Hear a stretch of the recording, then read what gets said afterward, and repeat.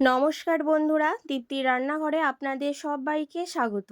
আমার ভিডিওটি যে যেখান থেকে দেখছেন, আশা করি আপনারা সবাই খুব ভালো আছেন। আমি আজকে পালস ক্যান্ডি ড্রিঙ্কস বা পালস কাঁচা আমের মকটেল ঠান্ডা ঠান্ডা রেসিপি নিয়ে কিন্তু হাজির হয়ে গেছি। আমরা এরকম জুস বা ড্রিঙ্কস খেতে কিন্তু সবাই পছন্দ করি। আর যদি হয়তো এরকম ঠান্ডা ঠান্ডা বাড়িতেই বানানো যায়, তাহলে তো কোনো কথাই থাকে না, তাহলে আর কষ্ট করে কিন্তু বাইরে বেরোতে হয় না। চলুন তাহলে এবার ঝটপট তৈরি করে নেওয়া যাক এরকম ঠান্ডা ঠান্ডা পালস ক্যান্ডিস ড্রিঙ্কস রেসিপিটা। ভিডিওটি স্কিপ না করে পুরো ভিডিওটি দেখার অনুরোধ রইল। আমি এখানে পালস নিয়ে নিয়েছি। এই পালসগুলোকে কিন্তু প্রথমে কেটে নিতে হবে। তার জন্য আমি এখানে একটা কাঁচি ব্যবহার করেছি। কাঁচিটা দিয়ে এরকম পালসের মুখগুলোকে কেটে পালসগুলোকে এরকম বাটিতে নিয়ে নেব। এই পালস কিন্তু সব জায়গাতেই বাজারেই পাওয়া যায়, খুব একটা কিন্তু বেশি দাম না। 1 টাকা করে এই পালসগুলোর দাম নেয়।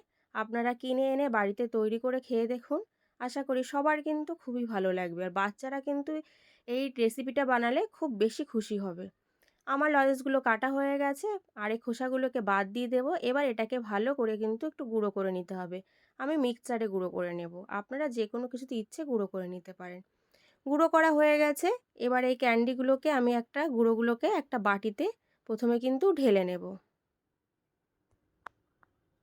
বাটিতে আমি ঢেলে নিয়েছি।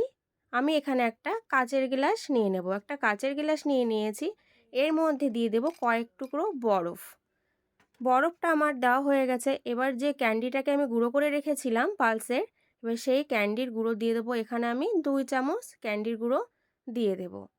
ক্যান্ডির গুঁড়োটা দেওয়া হয়ে গেছে। হাফ পাতিলেবুর রস আমি দিয়ে দিলাম।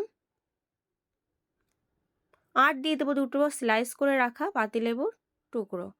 দেখুন স্লাইস করে কেটে নিয়েছি একটু গোল গোল করে, সেটা আমি দিয়ে দিয়েছি। এটা জাস্ট সুন্দরের জন্য আমি ব্যবহার করেছি। আর পুদিনা পাতা নিয়েছি, এরকম হাত দিয়ে একটু ক্রাশ করে দিয়ে দেবো। এটা একটা ফ্লেভারে আসার জন্য আমি পুদিনা পাতাটাকে হাত দিয়ে একটু ক্রাশ করে দিয়ে দিলাম। আর দিয়ে দেবো আমি এখানে স্প্রাইট। আপনারা স্প্রাইটের জায়গায় কিন্তু সোডাও ব্যবহার করতে পারেন। স্প্রাইটটা আমার দেওয়া হয়ে গেছে। এবার একটা চামচের সাহায্যে খুব ভালো করে সব উপকরণগুলোকে কিন্তু একটু প্রথমে মিশিয়ে নিতে হবে, যাতে সব উপকরণগুলো খুব ভালো করে মিশে যায় আর পালসটা কোনো রকমে যেন জমাট বেঁধে না থাকে। ঠিক সেইভাবে একটু ভালো করে প্রথমে মিশিয়ে নেব। মেশানো হয়ে গেছে। এবার গার্নিশের জন্য আমি এখানে একটা স্লাইস করে গোল স্লাইস করে একটা লেবু কেটে নিয়েছি, সেটা দিয়ে দিলাম। আর দিয়ে দিলাম এখানে একটু পুদিনা পাতা। আমার কিন্তু পালস ক্যান্ডি ড্রিঙ্কস বা পালস কাঁচা আমের মকটেল ঠান্ডা ঠান্ডা রেসিপিটা কিন্তু পুরোপুরি কিন্তু তৈরি হয়ে গেছে।